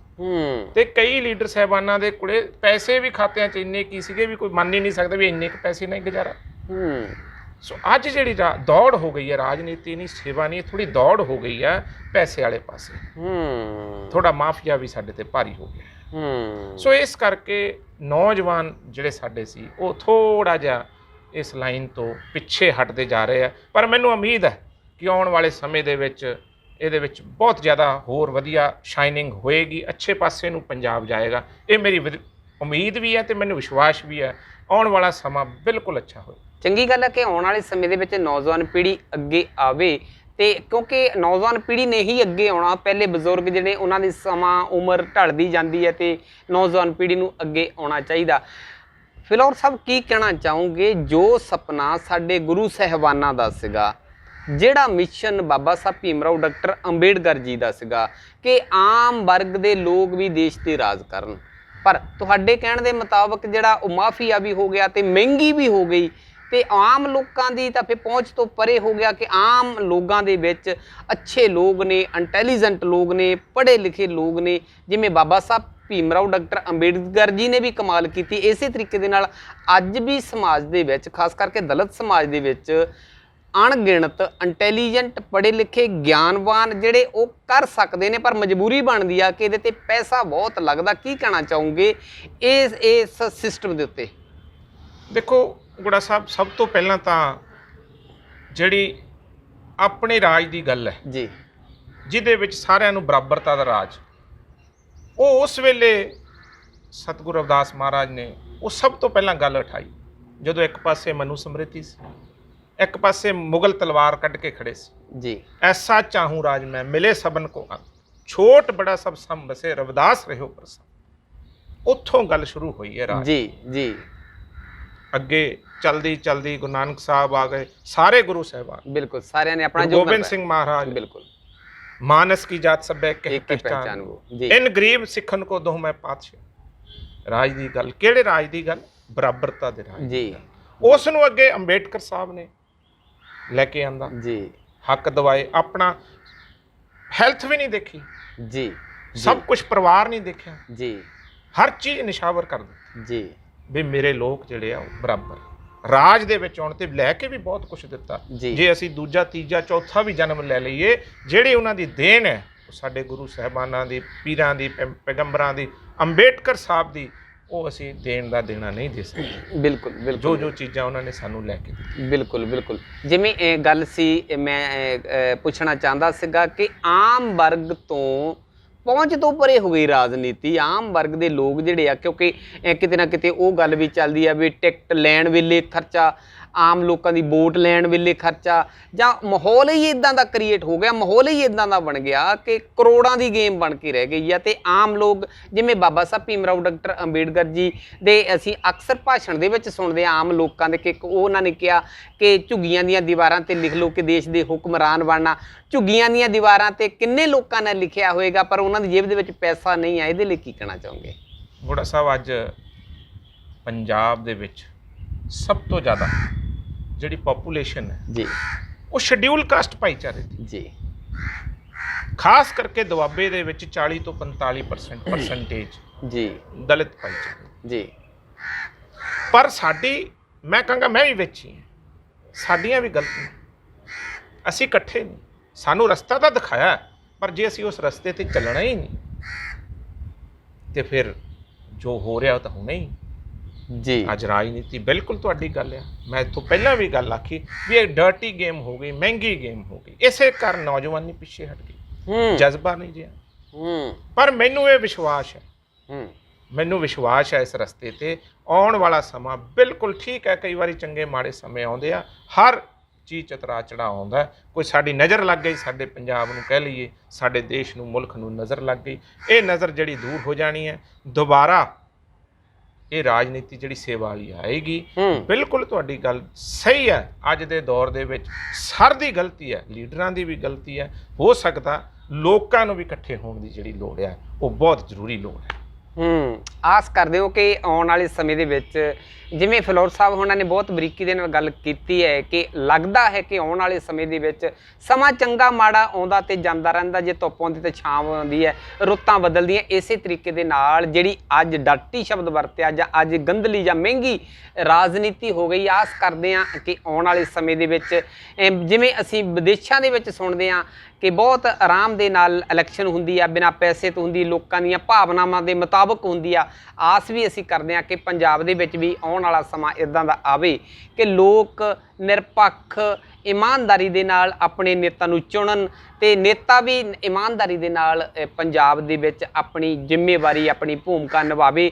ਵੈਸੇ ਪਹਿਲਾਂ ਵਾਲੋਂ ਜੇ ਗੱਲ ਕਰੀਏ, ਇਤਿਹਾਸ ਫਰੋਲ ਕੇ ਦੇਖੀਏ ਤਾਂ ਪਹਿਲਾਂ ਦੇ ਨਾਲੋਂ ਉਸ ਦੱਬੇ ਕੁਚਲੇ ਲਤਾੜੇ ਸਮਾਜ ਦੇ ਵਿੱਚ ਬਹੁਤ ਵੱਡੀ ਕ੍ਰਾਂਤੀ ਆਈ ਹੈ, ਇਨਕਲਾਬ ਆਇਆ। ਆਰਥਿਕ ਪੱਖੋਂ ਵੀ, ਮਾਨਸਿਕ ਪੱਖੋਂ ਵੀ ਤੇ ਐਜੂਕੇਸ਼ਨ ਦੇ ਪੱਖੋਂ ਵੀ ਬਹੁਤ ਵੱਡੇ ਪੱਧਰ ਤੇ ਅੱਜ ਉਹ ਲਤਾੜਿਆ ਹੋਇਆ ਸਮਾਜ ਅੱਜ ਮਾਣ ਸਨਮਾਨ ਤੇ ਸਿਰ ਉੱਚਾ ਚੁੱਕ ਕੇ ਜਿਉ ਰਿਹਾ। ਕੀ ਕਹਿਣਾ ਚਾਹੋਗੇ ਕਿ ਜਿਹੜਾ ਖਾਸ ਕਰਕੇ ਹਲਕਾ ਫਿਲੌਰ ਹੈ, ਇਹਦੇ ਵਿੱਚ ਆਮ ਲੋਕ ਕਿਵੇਂ ਗੁਜ਼ਾਰਾ ਕਰਦੇ ਨੇ? ਮਹਿੰਗਾਈ ਹੈ, ਪੀੜਤ ਹੈ, ਜਾਂ ਕਰੋਨਾ ਮਹਾਮਾਰੀ ਦਾ ਟਾਈਮ ਲੰਘ ਕੇ ਗਿਆ, ਜਿਵੇਂ ਸਰਕਾਰਾਂ ਵੱਲੋਂ ਵੀ ਬਹੁਤ ਮਹਿੰਗਾਈ ਕੀਤੀ, ਪੈਟਰੋਲ ਅੱਜ ਜਿਹੜਾ ਆ ਉਹ 100 ਨੂੰ ਪਾਰ ਕਰ ਗਿਆ, ਉਹਦਾ ਜਿਹੜਾ ਅਸਰ ਹੈਗਾ ਆ ਉਹ ਖਾਣ ਵਾਲੀ ਹਰ ਚੀਜ਼ ਤੇ, ਪਹਿਨਣ ਵਾਲੀ ਹਰ ਚੀਜ਼ ਤੇ ਉਹਦਾ ਅਸਰ ਪੈਂਦਾ ਹੈਗਾ। ਕੀ ਕਹਿਣਾ ਚਾਹੋਗੇ ਕਿ ਲੋਕ ਕਿਵੇਂ ਗੁਜ਼ਾਰਾ ਕਰਦੇ ਨੇ? ਨਹੀਂ ਦੇਖੋ, ਇਸ ਗੱਲ ਦੀ ਮੈਂ ਬਿਲਕੁਲ ਤੁਹਾਡੇ ਨਾਲ ਸਹਿਮਤ ਹਾਂ ਵੀ ਅੱਜ ਜੋ ਹਾਲਾਤ ਨੇ ਉਹ ਬਹੁਤ ਲੋਕਾਂ ਦੇ, ਗਰੀਬ ਖਾਸ ਕਰ ਲੋਕਾਂ ਦੇ, ਜਿਹੜੇ ਸਾਡੇ ਲੋਕ ਹੈ ਉਹਨਾਂ ਦੇ ਹਾਲਾਤਾਂ ਨੇ ਲੱਕ ਤੋੜੇ ਹੋਏ। ਮਹਿੰਗਾਈ ਨੇ ਲੱਕ ਤੋੜਿਆ ਹੋਇਆ। ਕੋਈ ਵੀ ਵਸਤੂ ਜਿਹੜੀ ਹੈ ਉਹ ਆਊਟ ਆਫ ਹੱਥ ਚੋਂ ਬਾਹਰ ਹੁੰਦੀ ਜਾ ਰਹੀ ਹੈ। ਉਹਦੇ ਪਿੱਛੇ ਕੀ ਕਾਰਨ ਨੇ, ਕੀ ਹੋ ਸਕਦਾ? ਇਹ ਬਹੁਤ ਵੱਡੀਆਂ ਲੰਬੀਆਂ ਪਾਲਿਸੀ ਮੇਕਿੰਗ, ਇਹ ਪਲੈਨਿੰਗਸ ਹੋਣੀਆਂ ਚਾਹੀਦੀਆਂ, ਕਿਉਂਕਿ ਜੇ ਇਹੀ ਹਾਲਾਤ ਰਹੇ ਤਾਂ ਗਰੀਬ ਆਦਮੀ ਦਾ ਜੀਣਾ ਜਿਹੜਾ ਉਹ ਦੁੱਭਰ ਹੋ ਜਾਏਗਾ, ਬਹੁਤ ਮੁਸ਼ਕਲ ਹੋ ਜਾਏਗਾ। ਖਾਸ ਕਰ ਜੇ ਆਪਾਂ ਫਿਲੌਰ ਹਲਕੇ ਦੀ ਗੱਲ ਕਰੀਏ ਤਾਂ ਇੱਥੇ ਹੋਰ ਬਹੁਤ ਕੁਝ ਰੋਜ਼ਗਾਰ ਦੇ ਸਾਧਨ ਬਣਾਉਣ ਦੀ ਲੋੜ ਹੈ। ਐਗਰੀਕਲਚਰ ਨੂੰ ਵੀ ਅੱਗੇ ਲਿਆਉਣ ਦੀ ਲੋੜ ਹੈ। ਇੰਡਸਟਰੀ ਵੀ ਥੋੜ੍ਹੀ ਬਹੁਤੀ ਜ਼ਰੂਰ ਚਾਹੀਦੀ ਹੈ। ਸੋ ਇਹ ਓਵਰਆਲ ਡਿਵੈਲਪਮੈਂਟ ਜਿਹੜੀ ਹੈ, ਕਿਉਂਕਿ ਅੱਗੇ ਤੋਂ ਅੱਗੇ ਸਾਡੀ ਆਬਾਦੀ ਵੀ ਵਧੀ ਹੈ। ਕਿਸੇ ਟਾਈਮ 1.25 ਲੱਖ ਵੋਟ ਹੁੰਦੀ ਸੀ, ਅੱਜ 2,05,000 ਹੋ ਗਈ ਹੈ। ਸੋ ਜਿੱਦਾਂ ਜਿੱਦਾਂ ਸਾਡੀ ਆਬਾਦੀ ਵੱਧ ਰਹੀ ਹੈ, ਸਾਨੂੰ ਉੱਦਾਂ ਦੇ ਸਾਧਨ ਜਿਹੜੇ ਆ ਉਹ ਨਵੇਂ ਵੀ ਲਿਆਉਣੇ ਪੈਣਗੇ ਤੇ ਨਵੇਂ ਰੋਜ਼ਗਾਰ ਬੱਚਿਆਂ ਵਾਸਤੇ ਵੀ ਦੇਣੇ ਪੈਣਗੇ। ਮੈਂ ਖਾਸ ਤੌਰ ਤੇ ਚਲੋ ਅੱਜ ਆਪਾਂ ਬੈਠੇ ਆ, ਮੈਂ ਜਿੰਨੇ ਸਾਡੇ NRI ਭਰਾ ਆ ਉਹਨਾਂ ਦਾ ਬਹੁਤ ਧੰਨਵਾਦੀ ਹਾਂ ਕਿ ਜਿਹੜੇ ਸਾਡੇ ਏਰੀਏ ਆ, ਮੈਂ ਤਾਂ ਕਈ ਵਾਰ ਆਖਦਾ ਹੁੰਦਾ ਇਹ ਡਿਵੈਲਪਮੈਂਟਾਂ NRI ਭਰਾਵਾਂ ਨੇ ਬਹੁਤ ਵੱਡਾ ਇਹਨਾਂ ਸਾਡੇ ਏਰੀਆਜ਼ ਦੇ ਵਿੱਚ ਯੋਗਦਾਨ ਪਾਇਆ। ਬਹੁਤ ਵੱਡੀ ਉਹਨਾਂ ਦਾ ਯੋਗਦਾਨ ਆ, ਉਹਨਾਂ ਦਾ ਦੇਣਾ ਨਹੀਂ ਦਿੱਤਾ ਜਾ ਸਕਦਾ। ਚਾਹੇ ਉਹ ਕਿਸੇ ਵੀ ਲੈਵਲ ਤੇ ਹੋਏ, ਪਿੰਡ ਦੀ ਡਿਵੈਲਪਮੈਂਟ ਹੋ ਗਈ ਜਾਂ ਕਿਸੇ ਨੂੰ ਕੋਈ ਤਕਲੀਫ ਆ ਗਈ ਜਾਂ ਕੋਈ ਸਾਂਝਾ ਕੰਮ ਹੋ ਗਿਆ, NRI ਭਰਾਵਾਂ ਦਾ ਵੀ ਬਹੁਤ ਵੱਡਾ ਰੋਲ ਹੈ ਸਾਡੇ ਏਰੀਏ ਦੇ ਵਿੱਚ। ਫਿਲੌਰ ਸਾਹਿਬ, ਇਹ ਗੱਲ ਤੁਹਾਡੀ ਸਹੀ ਆ ਕਿ ਪੰਜਾਬ ਦੇ ਵਿੱਚ ਕੋਈ ਭੀੜ ਭਾਰੀ ਪੈ ਜਾਵੇ ਜਾਂ ਖੁਸ਼ੀ ਦਾ ਮੌਕਾ ਹੋਵੇ, ਇੱਥੋਂ ਤੱਕ ਟੂਰਨਾਮੈਂਟ ਕਰਾਉਣਾ, ਲੜਕੀਆਂ ਦੇ ਵਿਆਹ ਕਰਾਉਣੇ, ਹਰ ਸਮਾਗਮ ਦੇ NRI ਸੱਜਣਾ ਦੀ ਸਪੋਰਟ ਹੁੰਦੀ ਹੈ। ਪਰ NRI ਵੀ ਲੋਕ ਇਹ ਬੜੇ ਪਰੇਸ਼ਾਨ ਨੇ ਇਸ ਵੇਲੇ, ਖਾਸ ਕਰਕੇ ਕਾਂਚੀ TV ਦੀ ਸਕਰੀਨ ਤੋਂ ਬਹੁਤ ਸਾਰੇ ਲੋਕ ਇਸ ਵੇਲੇ ਦੇਖ ਰਹੇ ਨੇ। ਫਿਰ ਸਰਕਾਰਾਂ ਕਾਹਦੇ ਵਾਸਤੇ ਨੇ? ਸਰਕਾਰਾਂ ਨੇ ਐਜੂਕੇਸ਼ਨ ਦਾ ਪ੍ਰਬੰਧ ਕਰਨਾ ਹੁੰਦਾ, ਸਰਕਾਰਾਂ ਨੇ ਲੋਕਾਂ ਦੀਆਂ ਸਿਹਤ ਸਹੂਲਤਾਂ ਦਾ ਪ੍ਰਬੰਧ ਕਰਨਾ ਹੁੰਦਾ, ਸਰਕਾਰਾਂ ਨੇ ਰੁਜ਼ਗਾਰ ਦਾ ਪ੍ਰਬੰਧ ਕਰਨਾ ਹੁੰਦਾ, ਸਰਕਾਰਾਂ ਨੇ ਲੋਕਾਂ ਦੀਆਂ ਸੁੱਖ ਸਹੂਲਤਾਂ ਦਾ ਪ੍ਰਬੰਧ ਕਰਨਾ ਹੁੰਦਾ। ਪਰ ਜਿਹੜੀਆਂ ਸਾਰੀਆਂ ਹੀ ਉਹ ਖੁੱਸ ਚੁੱਕੀਆਂ ਨੇ। ਅੱਜ ਦੇਖਿਆ ਜਾਵੇ ਤਾਂ ਘਰ ਘਰ ਬੱਚਾ ਡਿਗਰੀ ਡਿਪਲੋਮਾ ਲੈ ਕੇ ਵਿਚਾਰਾ ਉਹ ਧੱਕੇ ਖਾਂਦਾ ਫਿਰਦਾ। ਜੇ ਉਹ ਜੋਬ ਮੰਗਣ ਜਾਂਦਾ ਤਾਂ ਉਹਦੇ ਸਰਕਾਰਾਂ ਵੱਲੋਂ ਕੁੱਟ ਪੈਂਦੀ ਹੈ, ਪਾਣੀ ਦੀਆਂ ਵਿਸ਼ਾਰਾਂ, ਤਰ੍ਹਾਂ ਤਰ੍ਹਾਂ ਦੀਆਂ ਤੰਗੀਆਂ 'ਚੋਂ ਉਹ ਗੁਜ਼ਰਦਾ ਹੈਗਾ। ਕੀ ਕਹਿਣਾ ਚਾਹੋਗੇ ਫਿਰ ਸਰਕਾਰਾਂ ਦਾ ਕੀ ਰੋਲ ਰਹਿ ਜਾਂਦਾ ਆ ਜੇ NRI ਸੱਜਣਾ? ਤੇ ਅਸੀਂ ਠੀਕ ਹੈ, ਉਹਨਾਂ ਦੀ ਮਦਦ ਸਪੋਰਟ, ਉਹਦੇ ਨਾਲ ਹੀ ਪੰਜਾਬ ਖੁਸ਼ਹਾਲ ਹੈ, ਗੱਲ ਚੰਗੀ ਹੈ, ਪਰ ਸਰਕਾਰਾਂ ਦਾ ਵੀ ਤਾਂ ਆਪਣਾ ਬਣਦਾ ਰੋਲ ਜਿਹੜਾ ਉਹ ਅਦਾ ਕਰਨਾ ਚਾਹੀਦਾ ਨਾ। ਦੇਖੋ, ਸਰਕਾਰਾਂ ਦਾ ਸਭ ਤੋਂ ਵੱਡਾ ਰੋਲ ਆ ਤੇ ਜ਼ਿੰਮੇਵਾਰੀ ਵੀ ਹੈ ਜੀ। ਜੇ ਸਾਡੀ ਅਸੀਂ ਗੱਲ ਕਰੀਏ, ਜਿਹੜਾ ਸਰਕਾਰੀ ਹੈਲਥ ਇਨਫਰਾਸਟ੍ਰਕਚਰ ਹੈ ਉਹ ਸਾਡੇ ਲੋਕਾਂ ਨੂੰ ਸਭ ਤੋਂ ਜ਼ਿਆਦਾ ਚਾਹੀਦਾ ਜੀ। ਜੇ ਸਰਕਾਰੀ ਸਕੂਲ ਹੈ ਤਾਂ ਸਾਡੇ ਲੋਕਾਂ ਨੂੰ ਸਭ ਤੋਂ ਜ਼ਿਆਦਾ ਚਾਹੀਦਾ। ਐਜੂਕੇਸ਼ਨ ਦਾ ਵੀ ਇਹੀ ਹਾਲ, ਵੱਡੀਆਂ ਸਕੀਮਾਂ ਵੀ ਬਣਦੀਆਂ, ਬਿਲਕੁਲ ਬਣੀਆਂ, ਪੋਸਟ ਮੈਟ੍ਰਿਕ ਸਕਾਲਰਸ਼ਿਪ ਸਕੀਮ ਚੱਲ ਰਹੀ, ਪਰ ਹਜੇ ਤੱਕ ਉਹ ਜਿੱਥੇ ਪਹੁੰਚਣੀ ਚਾਹੀਦੀ ਸੀ ਕਈ ਕਾਰਨ ਹੋ ਰਹੇ ਆ ਜਿਹੜੀ ਨਹੀਂ ਪਹੁੰਚ ਰਹੀ। ਬਟ ਸਾਡੇ ਸੂਬੇ ਦੇ ਵਿੱਚ ਜਿਹੜੀ ਫਾਈਨੈਂਸ਼ੀਅਲ ਹੈ, ਕਿਤੇ ਗੋਲਡਨ ਸਟੇਟ ਪੰਜਾਬ ਨੂੰ ਆਖਿਆ ਜਾਂਦਾ ਸੀ, ਪੰਜਾਬ ਨੂੰ ਗੋਲਡਨ ਸਟੇਟ ਪਹਿਲੇ ਨੰਬਰ ਤੇ ਹੁੰਦਾ ਸੀ। ਅੱਜ ਪੰਜਾਬ ਹਰਿਆਣੇ ਤੋਂ ਵੀ ਪਿੱਛੇ ਹੋ ਗਿਆ। ਜਿਹੜਾ ਹਰਿਆਣਾ ਸਾਡਾ ਭਰਾ ਹੈ, ਅਸੀਂ ਉਸ ਤੋਂ ਅਲੱਗ ਹੋਏ ਹਾਂ, ਉਹ ਸਾਡੇ ਤੋਂ ਪਿੱਛੇ ਹੁੰਦਾ ਸੀ, ਅੱਜ ਅਸੀਂ ਉਹਦੇ ਤੋਂ ਪਿੱਛੇ ਹੋ ਗਏ ਹਾਂ, ਕਿਉਂਕਿ ਸਾਡੇ ਉੱਤੇ ਕਰਜ਼ਾ ਬਹੁਤ ਹੈ, ਸਾਡੇ ਰੈਵਨਿਊ ਦੇ ਸੋਰਸਿਸ ਅਸੀਂ ਉਹਨਾਂ ਵੱਲ ਧਿਆਨ ਹੀ ਨਹੀਂ ਦਿੱਤਾ। ਆ ਪਿਛਲੇ 2007 ਤੋਂ ਲੈ ਕੇ ਤਾਂ ਇੱਕ ਐਸਾ ਮਾਫੀਆ ਰਾਜ ਜਿਹਾ ਆ ਗਿਆ, ਕੋਈ ਨਵੇਂ ਸਿਆਸਤਦਾਨ ਜਿਹੜੇ ਨਵੇਂ ਉੱਠੇ ਮੁੰਡੇ, ਉਹਨਾਂ ਨੇ ਐਸੀਆਂ ਚੀਜ਼ਾਂ ਬਣਾ ਲਈਆਂ, ਹਰ ਚੀਜ਼ 'ਚ ਮਾਫੀਆ, ਆਪਣੇ ਜੇਬ 'ਚ ਨਿੱਜੀ ਜੇਬਾਂ 'ਚ ਪੈਸੇ ਚਲਾ ਗਿਆ, ਸਰਕਾਰੀ ਜੇਬਾਂ 'ਚ ਜਿਹੜਾ ਪੈਸਾ ਜਾਣਾ ਚਾਹੀਦਾ ਸੀ, ਸਰਕਾਰੀ ਖਾਤਿਆਂ 'ਚ ਪੈਸਾ ਜਾਣਾ ਚਾਹੀਦਾ ਸੀ, ਉਸ ਸਰਕਾਰੀ ਖਾਤਿਆਂ 'ਚੋਂ ਸਰਕਾਰ ਦੇ ਭਲਾਈ ਦੀਆਂ ਸਕੀਮਾਂ ਚੱਲਣੀਆਂ ਸੀ, ਐਜੂਕੇਸ਼ਨ ਦੀਆਂ ਸਕੀਮਾਂ ਚੱਲਣੀਆਂ ਸੀ, ਹੈਲਥ ਦੀਆਂ ਸਕੀਮਾਂ ਚੱਲਣੀਆਂ ਸੀ। ਪਰ ਬਦਕਿਸਮਤੀ ਹੈ, ਉਹਨਾਂ ਪੈਸਿਆਂ ਨਾਲ ਵੱਡੇ ਵੱਡੇ ਹੋਟਲ ਬਣ ਗਏ, ਬੱਸਾਂ 200 ਹੋ ਗਈਆਂ, ਰਾਇਲ ਲਿਵਿੰਗਸ ਹੋ ਗਈਆਂ ਕੁਛ ਕੁ ਪਰਿਵਾਰਾਂ ਦੀਆਂ, ਅਤੇ ਜਿਹੜੇ ਸਾਡੇ ਬੱਚੇ ਸੀ ਉਹ ਬਹੁਤ ਤਕਲੀਫਾਂ 'ਚ ਆ ਗਏ, ਉਹਨਾਂ ਦਾ ਫਿਊਚਰ ਜਿਹੜਾ ਆ ਉਹ ਹਨੇਰੇ 'ਚ ਚਲਾ ਗਿਆ। ਬਿਲਕੁਲ, ਫਿਊਚਰ ਜਿਹੜਾ ਹੈ, ਭਵਿੱਖ ਹੈ, ਉਹਨਾਂ ਦਾ ਖਤਰੇ 'ਚ ਵੀ ਹੈ ਤੇ ਹਨੇਰੇ ਦੇ ਵਿੱਚ ਵੀ ਹੈ। ਮੰਨ ਲਓ ਨੌਜਵਾਨ ਪੀੜ੍ਹੀ ਕਿੱਦਾਂ ਦਾ ਸੰਕੇਤ ਸੰਦੇਸ਼ ਦੇਣਾ ਚਾਹੋਗੇ? ਤੁਸੀਂ ਵੀ ਅੱਗੇ ਆਓ, ਚੰਗੀ ਗੱਲ ਹੈ, ਤੇ ਪੰਜਾਬ ਦੇ ਵਿੱਚ ਨੌਜਵਾਨ ਪੀੜ੍ਹੀ ਨੂੰ ਅੱਗੇ ਆਉਣਾ ਚਾਹੀਦਾ, ਜਿਹਦੇ ਨਾਲ ਖਾਸ ਕਰਕੇ ਐਜੂਕੇਸ਼ਨ ਜਿਹੜੀ ਹੈ, ਦੇਖੋ ਜਿਸ ਪੈਸੇ ਦੇ ਨਾਲ ਪਰਿਵਾਰ ਨੇ, ਉਸ ਕਮਾਊ ਨੇ ਚੰਗੀ ਜ਼ਿੰਦਗੀ ਬਤੀਤ ਕਰਨੀ ਹੁੰਦੀ ਆ, ਉਹ ਪੈਸਾ ਉਹਨਾਂ ਦਾ ਬੱਚਿਆਂ ਦੀ ਪੜ੍ਹਾਈ ਤੇ ਪ੍ਰਾਈਵੇਟ ਸਕੂਲਾਂ ਦੀ ਜੇਬ ਦੇ ਵਿੱਚ ਜਾ ਰਿਹਾ, ਇਸ ਕਰਕੇ ਉਹ ਘਰਾਂ ਦੇ ਵਿੱਚ ਗਰੀਬੀ ਆ ਰਹੀ ਆ।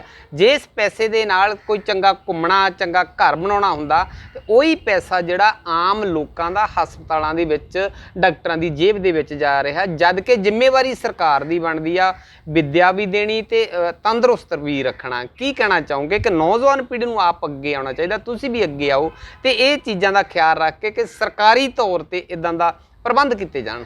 ਦੇਖੋ, ਸਭ ਤੋਂ ਪਹਿਲਾਂ ਤਾਂ ਮੈਂ ਨੌਜਵਾਨ ਸਾਥੀਆਂ ਨੂੰ ਬੇਨਤੀ ਕਰਾਂਗਾ ਕਿ ਕਦੇ ਦਿਲ ਨਹੀਂ ਛੱਡਣਾ।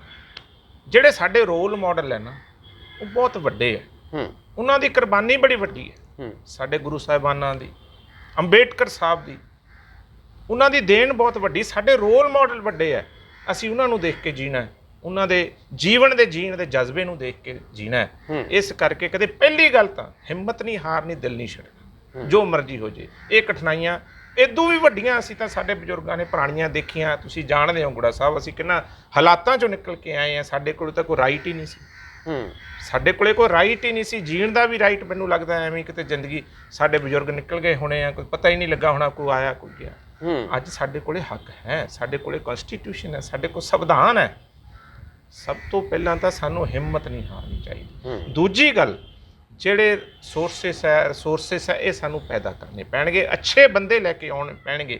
ਜਿਹੜੇ ਮਾਫੀਆ ਦੇ ਕੈਂਡੀਡੇਟਸ ਨੇ, ਕੋਈ ਰਾਜਨੀਤਿਕ ਪਾਰਟੀਆਂ ਹੁਣ ਮਾਫੀਏ ਚਲਾਉਣ ਲੱਗ ਗਏ, ਆਹ ਕੇਬਲ ਵਾਲਿਆਂ ਦਾ ਕੈਂਡੀਡੇਟ ਹੈ ਜੀ, ਆਹ ਰੇਤੇ ਵਾਲਿਆਂ ਦਾ ਕੈਂਡੀਡੇਟ, ਉਹ ਪਾਰਟੀਆਂ 'ਤੇ ਵੀ ਕਬਜ਼ਾ ਹੋ ਗਿਆ ਉਹਨਾਂ ਦਾ।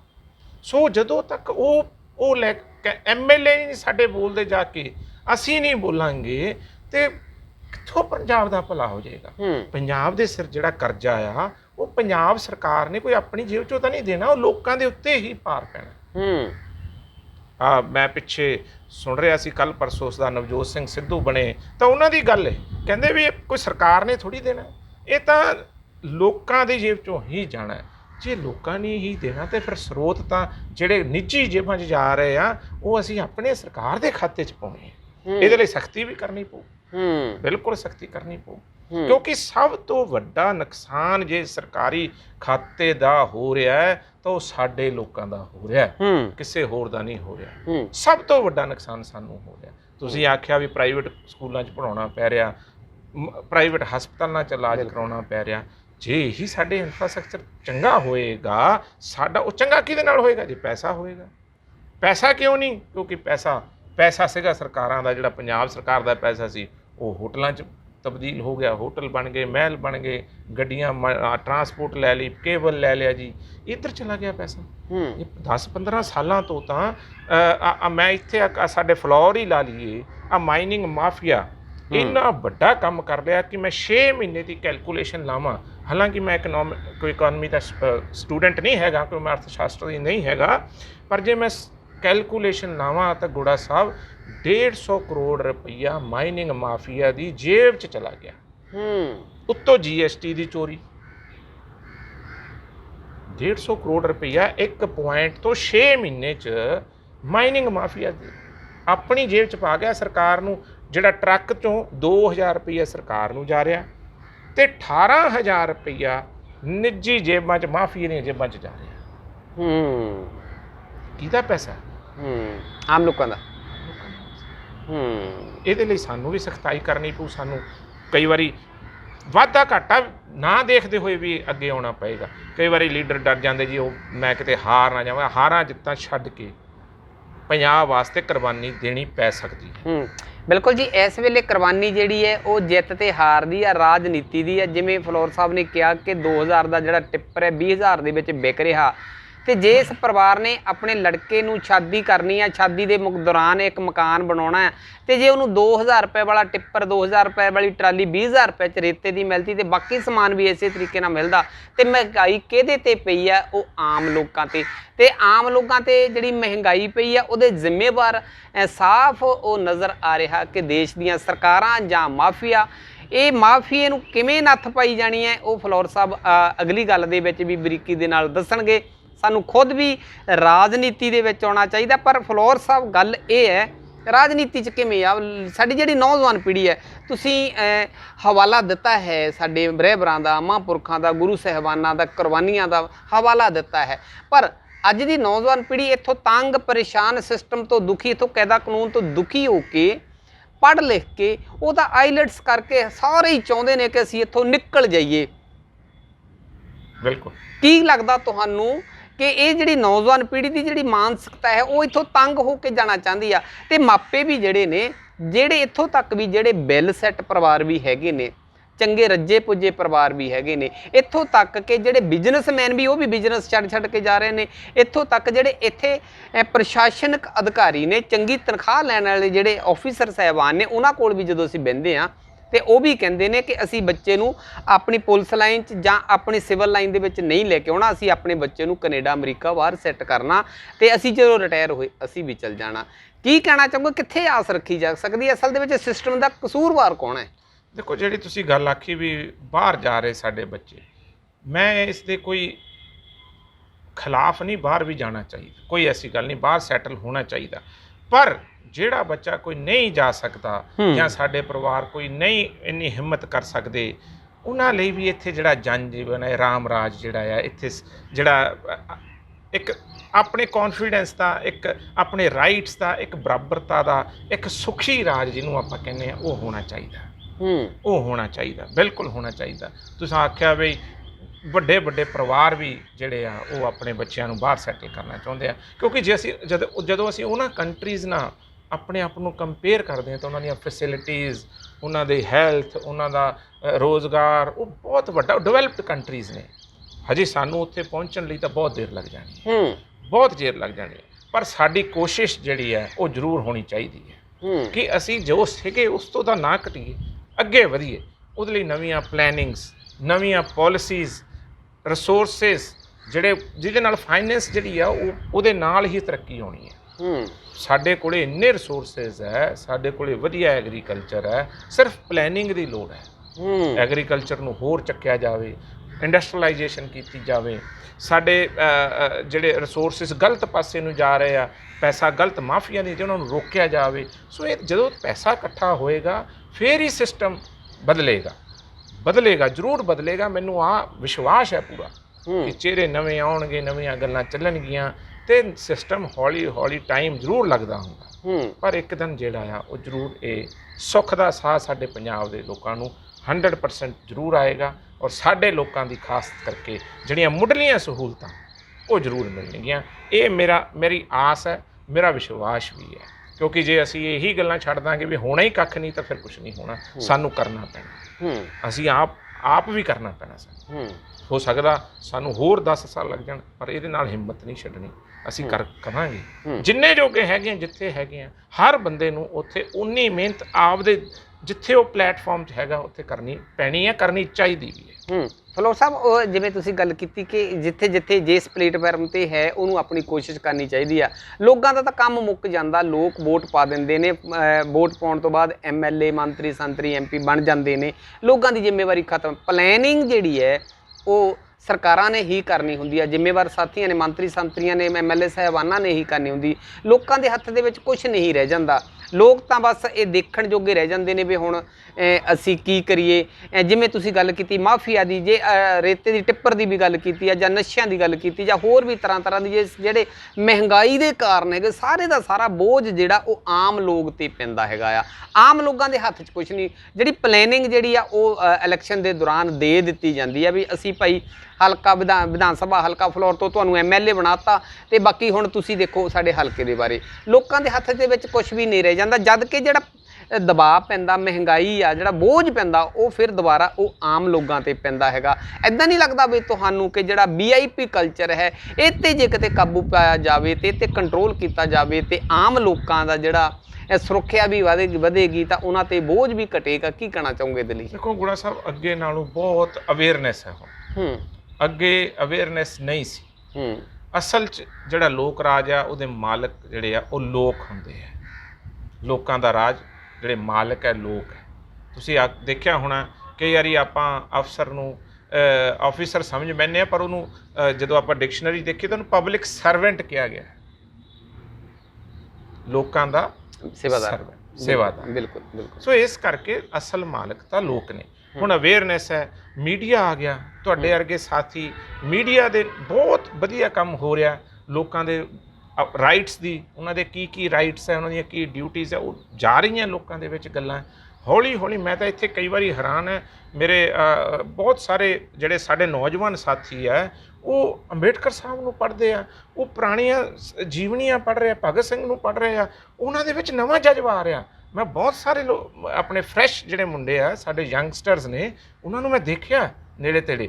ਹੁਣ ਮੈਨੂੰ ਖੁਸ਼ੀ ਵੀ ਹੁੰਦੀ ਹੈ, ਉਹ ਮੇਰੇ ਨਾਲੋਂ ਵੀ ਜ਼ਿਆਦਾ ਨੌਲੇਜ ਰੱਖਦੇ ਆ। ਸੋ ਇਸ ਗੱਲ ਦੀ ਬਿਲਕੁਲ, ਇਸ ਗੱਲ 'ਚ ਕੋਈ ਸ਼ੱਕ ਨਹੀਂ। ਇਹ ਅਵੇਅਰਨੈਸ ਦੇ ਨਾਲ ਹੌਲੀ ਚੀਜ਼ਾਂ ਇੰਪਰੂਵ ਹੋਣਗੀਆਂ, ਬਿਲਕੁਲ ਹੋਣਗੀਆਂ।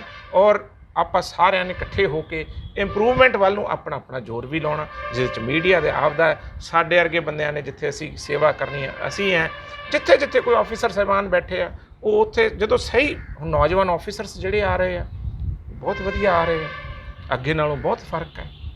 ਸੋ ਇਹ ਜਦੋਂ ਨਵਾਂ ਸਿਸਟਮ, ਨਵੀਂ ਜਨਰੇਸ਼ਨ ਆਏਗੀ, ਅੱਗੇ ਨਾਲੋਂ ਫਰਕ ਮੈਨੂੰ ਜ਼ਰੂਰ ਵਿਸ਼ਵਾਸ ਹੈ ਪਏਗਾ। ਤੇ ਜਿਵੇਂ ਤੁਸੀਂ ਕਹਿ ਰਹੇ ਕਿ ਨਵੀਂ ਜਨਰੇਸ਼ਨ ਜਦੋਂ ਆਏਗੀ ਜ਼ਰੂਰ ਫਰਕ ਪਏਗਾ, ਇਸ ਤੋਂ ਭਾਵ ਐਂ ਵੀ ਲੱਗਦਾ ਕਿ ਜਿਹੜੇ ਰਾਜਨੀਤੀ ਦੇ ਵਿੱਚ ਖਾਸ ਕਰਕੇ ਨੌਜਵਾਨ ਪੀੜ੍ਹੀ ਨੂੰ ਹੀ ਅੱਗੇ ਆਉਣਾ ਚਾਹੀਦਾ? ਨਹੀਂ, ਬਿਲਕੁਲ ਹੋਣਾ ਚਾਹੀਦਾ। ਮੈਂ ਤੁਹਾਨੂੰ ਆਖਿਆ ਵੀ ਰਾਜਨੀਤੀ ਤੋਂ ਬਿਨਾਂ ਕੁਝ ਹੁੰਦਾ ਹੀ ਨਹੀਂ। ਸੇਵਾ ਵੀ ਰਾਜ ਨਾਲ ਹੋਣੀ ਹੈ। ਹੋਣਾ ਚਾਹੀਦਾ ਔਰ ਲੋਕਾਂ ਨੂੰ ਵੀ ਐਕਸੈਪਟ ਕਰਨਾ ਚਾਹੀਦਾ, ਕਿਉਂਕਿ ਦਿਲ ਟੁੱਟ ਜਾਂਦਾ ਕਈ ਵਾਰੀ, ਲੋਕ ਹੀ ਨਹੀਂ ਐਕਸੈਪਟ ਕਰਦੇ।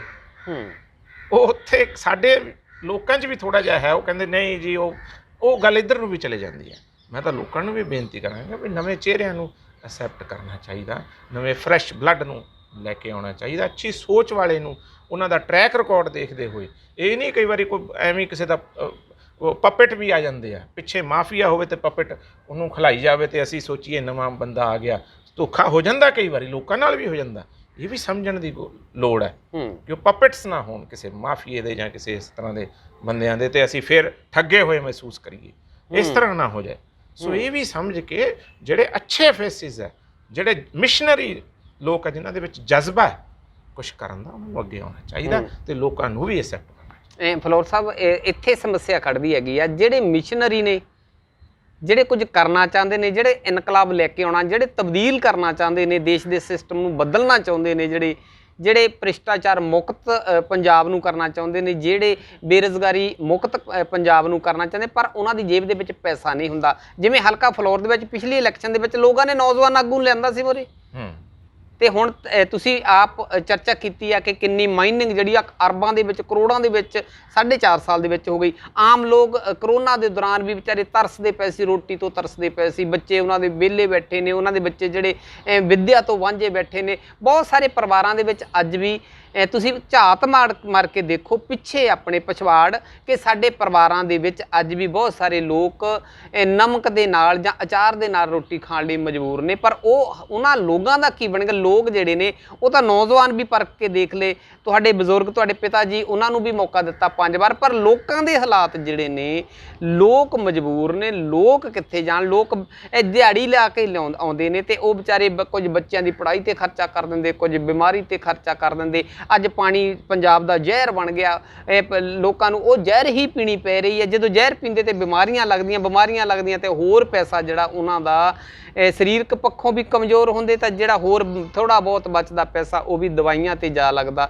ਲੋਕ ਕਿੱਥੇ ਜਾਣ? ਲੋਕਾਂ ਨੂੰ ਕੋਈ ਹੱਲ ਨਹੀਂ ਦਿੰਦਾ। ਜਦੋਂ ਤੱਕ ਮੈਂ ਜਿੱਥੋਂ ਗੱਲ ਫਿਰ ਉੱਥੇ ਹੀ ਆਉਣਾ, ਮੈਂ ਜਿਹੜੀ ਤੁਹਾਨੂੰ ਗੱਲ ਆਖੀ ਸੀ, ਇਸ ਵੇਲੇ ਪੰਜਾਬ ਦੇ ਵਿੱਚ ਸਭ ਤੋਂ ਜ਼ਿਆਦਾ ਪੋਪੂਲੇਸ਼ਨ ਰਿਜ਼ਰਵ ਕੈਟੇਗਰੀਜ਼ ਦੀ ਹੈ, ਦੁਆਬੇ 'ਚ ਉਸ ਤੋਂ ਵੀ ਜ਼ਿਆਦਾ ਹੈ।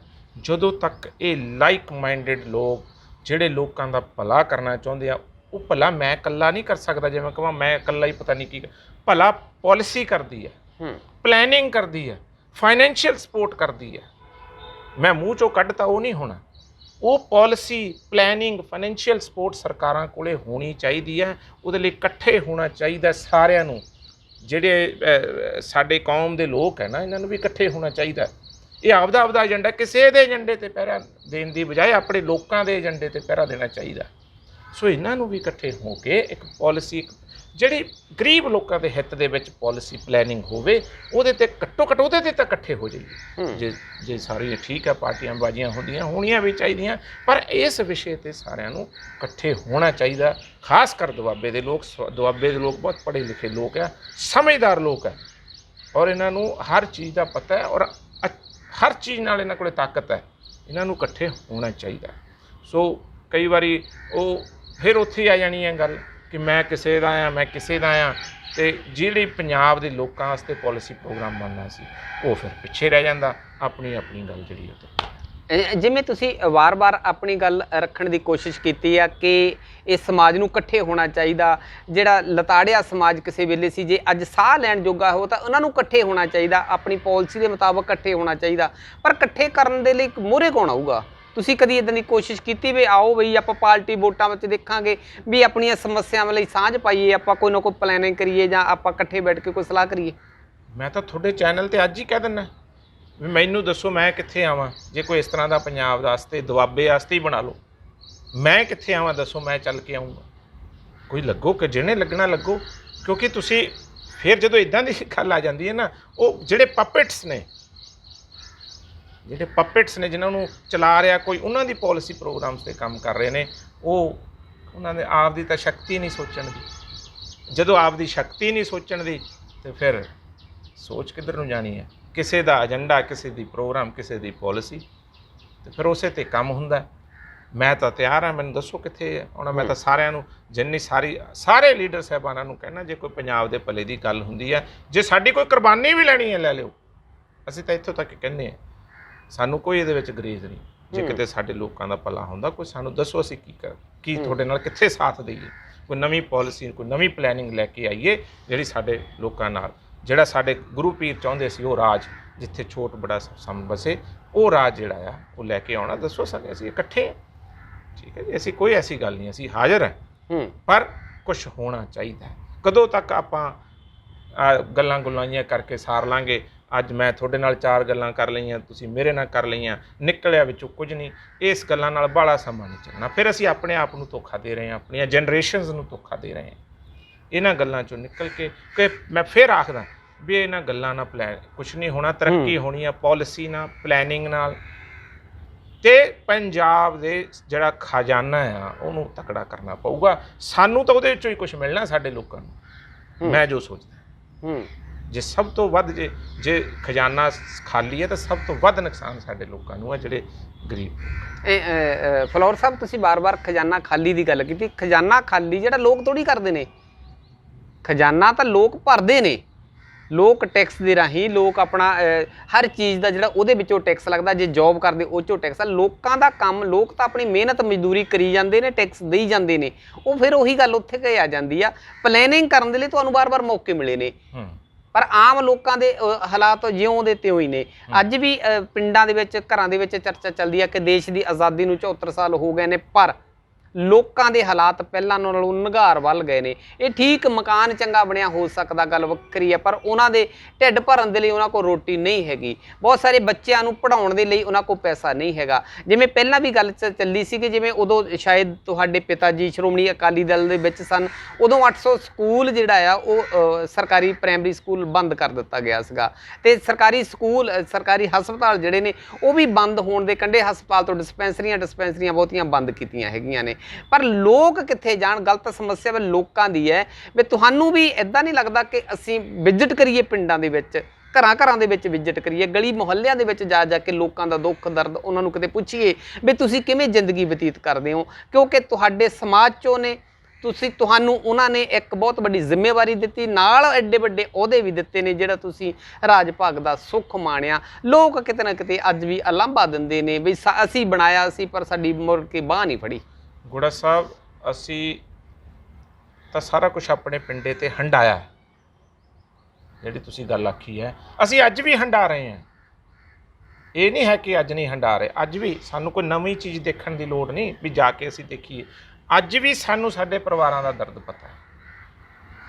ਅਸੀਂ ਦਰਦ ਆਪਣੇ ਸੀਨੇ ਤੇ ਵੀ ਹੰਡਾ ਰਹੇ ਹਾਂ। ਇੱਦਾਂ ਦੀ ਗੱਲ ਨਹੀਂ।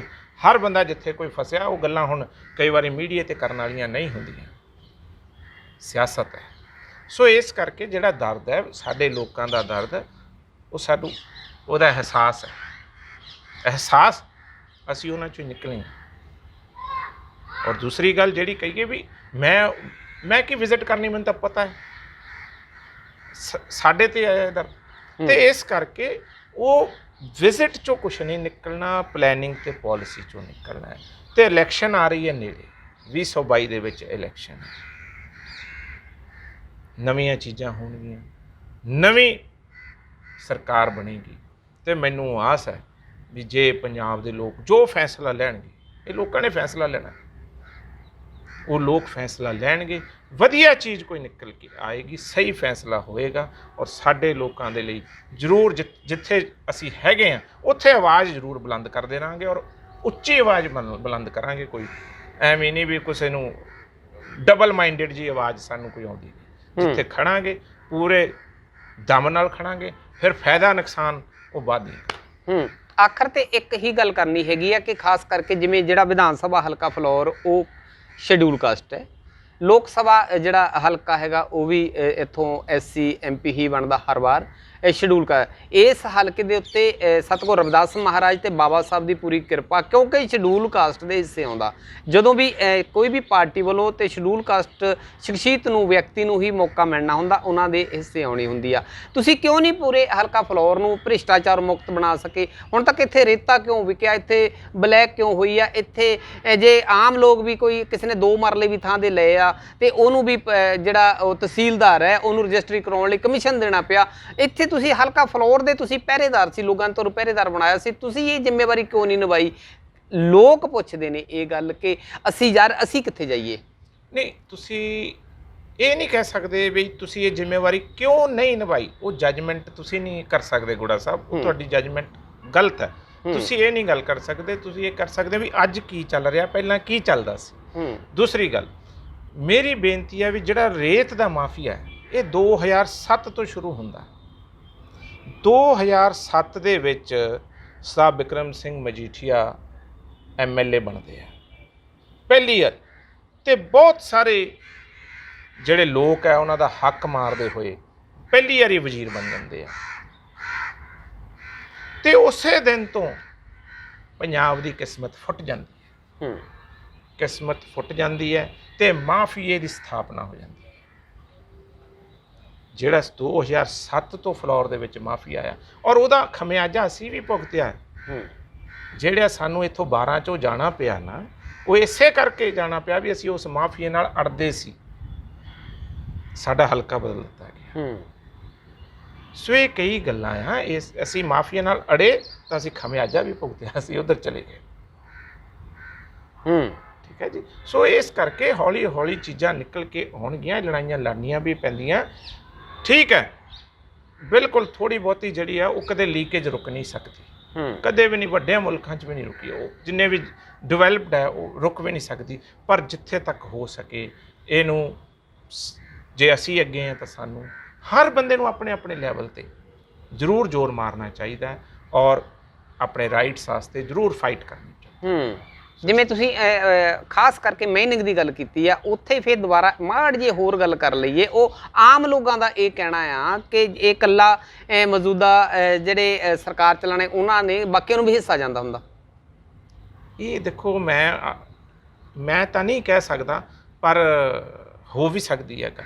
ਉਹ ਇਸ ਕਰਕੇ ਕਿਹਾ ਕਿ ਕਿਉਂਕਿ ਇੱਥੋਂ ਦੇ ਜਿਹੜੇ ਵਿਧਾਇਕ ਚੁੱਪ ਨੇ, ਇੱਥੋਂ ਦੇ ਜਿੰਨੇ ਵੀ ਵੱਖ-ਵੱਖ ਪਾਰਟੀਆਂ ਦੇ ਜਿਹੜੇ ਸਿਰਕੱਢ ਲੀਡਰ ਨੇ, ਜਿਹੜੇ ਵਿਧਾਨ ਸਭਾ ਹਲਕਾ ਲੈਵਲ ਦੇ ਲੀਡਰ ਨੇ, ਉਹ ਸਾਰੇ ਚੁੱਪ ਨੇ। ਲੋਕਾਂ ਦਾ ਕਹਿਣਾ ਆ ਕਿ ਇਹ ਸਾਰਿਆਂ ਨੂੰ ਹਿੱਸਾ ਬਰਾਬਰ ਜਾਂਦਾ ਜਾਂ ਉਹਨਾਂ ਦੀ ਜ਼ਿੰਮੇਵਾਰੀ ਦੇ ਮੁਤਾਬਕ ਗਿਣਿਆ ਮਿਥਿਆ ਜਾਂਦਾ। ਦੇਖੋ, ਇਹ ਮੈਂ ਨਹੀਂ ਕਹਿ ਸਕਦਾ ਵੀ ਕਿਸੇ ਦਾ ਕੀ ਰੋਲ ਹੈ, ਪਰ ਹਾਂ ਇੱਕ ਓਪੋਜੀਸ਼ਨ ਦਾ ਰੋਲ ਜ਼ਰੂਰ ਹੁੰਦਾ। ਸਰਕਾਰ ਦਾ ਰੋਲ ਹੁੰਦਾ, ਉਹਦੇ ਨਾਲ ਇੱਕ ਓਪੋਜੀਸ਼ਨ ਦਾ ਵੀ ਰੋਲ ਹੁੰਦਾ। ਜੇ ਓਪੋਜੀਸ਼ਨ ਚੁੱਪ ਹੋ ਜੇ ਤਾਂ ਉਹ ਵੀ ਇੱਕ ਸਰਕਾਰ ਦੇ ਨਾਲ ਲੋਕਾਂ ਦੇ ਨਾਲ ਇੱਕ ਠੱਗੀ ਹੁੰਦੀ, ਇੱਕ ਧੋਖਾ ਹੁੰਦਾ। ਸੋ ਓਪੋਜੀਸ਼ਨ ਦਾ ਚੁੱਪ ਹੋਣਾ ਇਹ ਇੱਕ ਬਹੁਤ ਵੱਡਾ ਕੁਐਸਚਨ ਹੈ। ਓਪੋਜੀਸ਼ਨ ਦਾ ਚੁੱਪ ਹੋਣਾ ਉਹ ਵੀ ਸਮਰਥਨ ਹੈ, ਮੈਂ ਤਾਂ ਇਹੀ ਆਖਾਂਗਾ। ਸੋ ਇਹ ਜਿਹੜੀ ਚੁੱਪ ਹੈ, ਇਹਦੇ ਪਿੱਛੇ ਬਹੁਤ ਵੱਡੇ ਕੁਐਸਚਨਸ ਖੜੇ ਹੁੰਦੇ ਆ ਵੀ ਰੇਤੇ ਤੇ ਸਾਰਿਆਂ ਦੀ ਚੁੱਪੀ ਕਿਉਂ ਹੈ। ਇਹਦੇ ਵਿੱਚ ਕੁਐਸਚਨ ਹੈ, ਤੇ ਕਿਤੇ ਨਾ ਕਿਤੇ ਇਹ ਸਮਰਥਨ ਤਾਂ ਨਹੀਂ, ਇਹ ਵੀ ਇੱਕ ਬਹੁਤ ਵੱਡਾ ਸਵਾਲ ਹੈ। ਜੇ ਸਮਰਥਨ ਹੈ ਤਾਂ ਉਹ ਲੋਕਾਂ ਦੇ ਕਹਿਣ ਦੇ ਮੁਤਾਬਕ ਹਿੱਸਾ ਜਾਂਦਾ ਹੋਵੇਗਾ। ਜੇ ਤੁਸੀਂ ਤੁਹਾਡੀ ਸਾਰੀ ਚੀਜ਼ ਲੋਕ ਨੋਟ ਕਰਦੇ ਆ, ਜੇ ਤੁਸੀਂ ਚੁੱਪ ਆ ਤੇ ਇਹਦੇ ਪਿੱਛੇ, ਚੁੱਪੀ ਦੇ ਪਿੱਛੇ ਕਾਰਨ ਕੀ ਹੈ?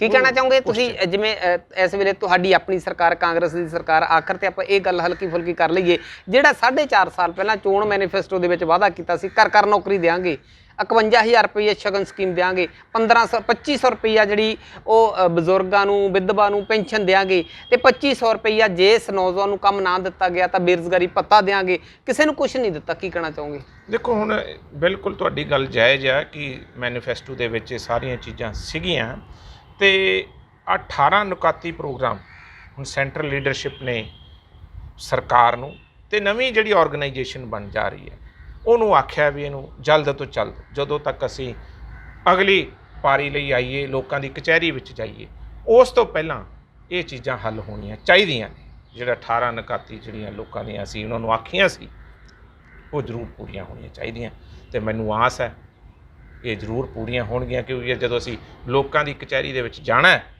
ਤਾਂ ਫਿਰ ਅਸੀਂ ਕੀ ਗੱਲ ਰੱਖਾਂਗੇ? ਇਹ ਬਹੁਤ ਵੱਡਾ ਕੁਐਸਚਨ ਹੈ। ਮੈਨੂੰ ਆਸ ਹੈ ਵੀ ਅਸੀਂ ਪੂਰੀਆਂ ਕਰਕੇ ਹੀ ਲੋਕਾਂ ਦੀ ਗੱਲ ਕਚਹਿਰੀ ਦੇ ਵਿੱਚ ਆਪਣੀ ਗੱਲ ਰੱਖ ਸਕਾਂ। ਜਿਵੇਂ ਤੁਸੀਂ ਕਿਹਾ ਕਿ ਪੂਰੀ ਕਰਕੇ ਲੋਕਾਂ ਦੀ ਕਚਹਿਰੀ ਦੇ ਵਿੱਚ ਜਾਵਾਂਗੇ, ਚੰਗੀ ਗੱਲ ਹੈ ਕਿ ਪੂਰੀ ਹੋ ਜਾਣੇ ਚਾਹੀਦੇ, ਸਾਰੇ ਜਿਹੜੇ ਵਾਅਦੇ ਕੀਤੇ ਉਹ ਪੂਰੇ ਹੋ ਜਾਣੇ ਚਾਹੀਦੇ। ਮੰਨ ਲਓ ਤੁਹਾਨੂੰ ਇਦਾਂ ਲੱਗਦਾ ਵੀ ਪਹਿਲਾਂ ਵਾਲੀ ਗੱਲ ਨਹੀਂ ਹੈ, ਲੋਕ ਸਵਾਲ ਕਰਦੇ ਨੇ, ਮੰਨ ਲਓ ਕਮੀ ਰਹਿ ਗਈ ਤਾਂ ਲੋਕ ਵੱਡੇ ਸਵਾਲ ਕਰਨਗੇ ਤੇ ਮੁਸ਼ਕਲ ਆਏਗੀ। ਨਹੀਂ, ਲੋਕ ਤਾਂ ਮਾਲਕ ਹੈ, ਗੁੜਾ ਸਾਹਿਬ, ਲੋਕ ਮਾਲਕ ਨੇ। ਲੋਕਾਂ ਨੇ ਸਵਾਲ ਜ਼ਰੂਰ ਕਰਨੇ ਔਰ ਕਰਨੇ ਵੀ ਚਾਹੀਦੇ ਹੈ। ਡੈਮੋਕ੍ਰੇਸੀ ਹੈ ਔਰ ਉਹਨਾਂ ਸਵਾਲਾਂ ਤੇ ਡਿਸੀਜ਼ਨ ਵੀ ਲੈਣਾ ਚਾਹੀਦਾ ਹੈ। ਸੋ ਇਸ ਕਰਕੇ ਲੋਕ ਮਾਲਕ ਹੈ, ਜ਼ਰੂਰ ਸਵਾਲ ਕਰਨਗੇ ਵੀ, ਕਰਨੇ ਵੀ ਚਾਹੀਦੇ ਹੈ। ਸੋ ਜੋ ਇਹ ਹੁਣ ਲੋਕਾਂ ਦਾ ਫੈਸਲਾ ਹੈ, ਉਹਨਾਂ ਨੇ ਉਸ 'ਤੇ ਕੀ ਕਰਨਾ। ਪਰ ਮੈਨੂੰ ਇਹ ਵਿਸ਼ਵਾਸ ਹੈ ਵੀ ਜਦੋਂ ਅਸੀਂ ਉਹਨਾਂ ਦੀ ਕਚਹਿਰੀ 'ਚ ਜਾਵਾਂਗੇ ਤੇ ਜਿਹੜੇ ਇਹ ਸਾਰੇ ਮਸਲੇ ਆ ਇਹ ਹੱਲ ਕਰਕੇ ਹੀ ਜਾਣੇ ਪੈਣ। ਤੇ ਆਖਰ ਤੇ ਇੱਕ ਲਾਈਨ, 2 ਲਾਈਨਾਂ ਦੇ ਵਿੱਚ ਤੁਸੀਂ ਕੀ ਅਪੀਲ ਕਰਨਾ ਚਾਹੋਗੇ, ਖਾਸ ਕਰਕੇ ਹਲਕਾ ਫਲੋਰ ਦੇ ਵਾਸੀਆਂ ਨੂੰ, ਖਾਸ ਕਰਕੇ ਨੌਜਵਾਨ ਪੀੜ੍ਹੀ ਨੂੰ, ਖਾਸ ਕਰਕੇ ਆਮ ਵਰਗ ਨੂੰ, ਕਿ ਇਲੈਕਸ਼ਨ ਜਿਵੇਂ ਆਪਾਂ ਪਹਿਲਾਂ ਵੀ ਚਰਚਾ ਕੀਤੀ ਕਿ ਬਹੁਤ ਮਹਿੰਗੀ ਹੋ ਗਈ ਆ, ਮਹਿੰਗੀ ਕਰਨ ਦੀ ਲੋੜ ਨਹੀਂ ਹੈ। ਲੋਕ ਵੀ ਇਹ ਇਲੈਕਸ਼ਨ ਦੌਰਾਨ ਚੰਗੇ ਇਨਸਾਨ ਦੇਖਣ, ਨਾ ਸ਼ਰਾਬਾਂ ਦੇ ਚੱਕਰ 'ਚ ਪੈਣ, ਨਾ ਕਿਸੇ ਲਾਲਚ ਦੇ ਚੱਕਰ 'ਚ ਪੈਣ।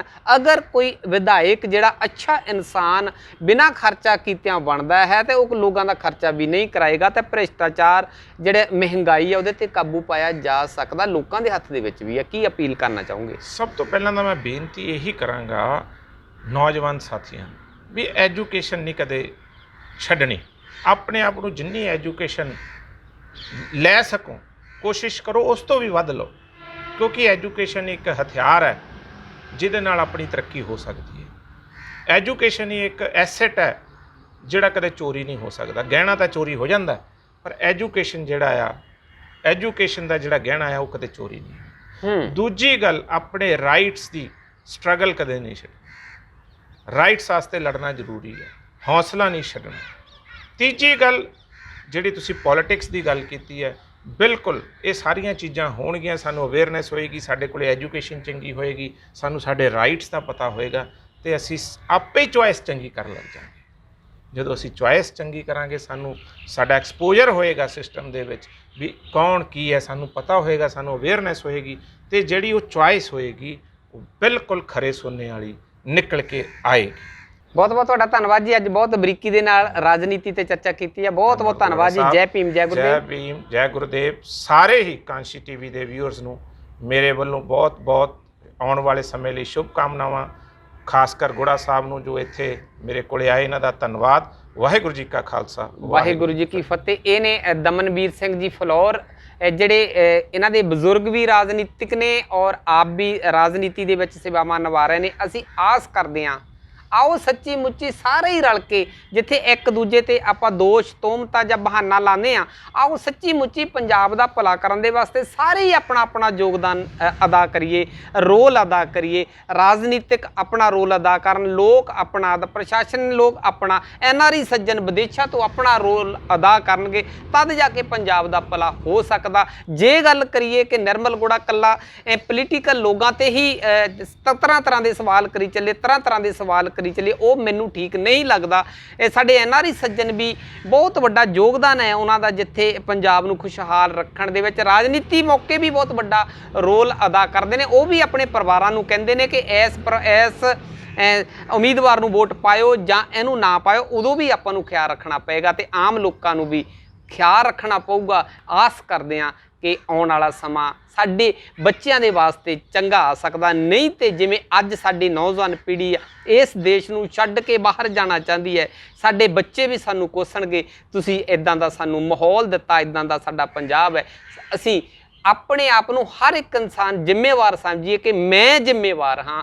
ਅਸੀਂ ਦੂਜੇ ਵੱਲ ਉਂਗਲੀ ਨਾ ਕਰੀਏ। ਆਸ ਕਰਦੇ ਹਾਂ ਕਿ ਤੁਸੀਂ ਇਸ ਆਉਣ ਵਾਲੀ ਇਲੈਕਸ਼ਨ ਦੇ ਵਿੱਚ ਆਪਣੀ ਜ਼ਿੰਮੇਵਾਰੀ ਨਿਭਾਓਗੇ। ਬਹੁਤ ਬਹੁਤ ਤੁਹਾਡਾ ਧੰਨਵਾਦ ਜੀ। ਤੇ ਨਾਲੇ ਤੁਸੀਂ ਦੇਖਦੇ ਰਹੋ ਕਾਂਸ਼ੀ ਟੀਵੀ। ਜੈ ਭੀਮ, ਜੈ ਗੁਰਦੇਵ। ਨਵੀਆਂ ਤੇ ਤਾਜ਼ਾ ਖਬਰਾਂ ਸਭ ਤੋਂ ਪਹਿਲਾਂ ਦੇਖਣ ਲਈ ਸਾਡਾ YouTube ਚੈਨਲ ਲਾਈਕ ਤੇ ਸਬਸਕ੍ਰਾਈਬ ਕਰੋ। ਕਾਂਸ਼ੀ ਟੀਵੀ ਨਾਲ ਹੀ ਦਬਾਓ ਘੰਟੀ ਦਾ ਬਟਨ।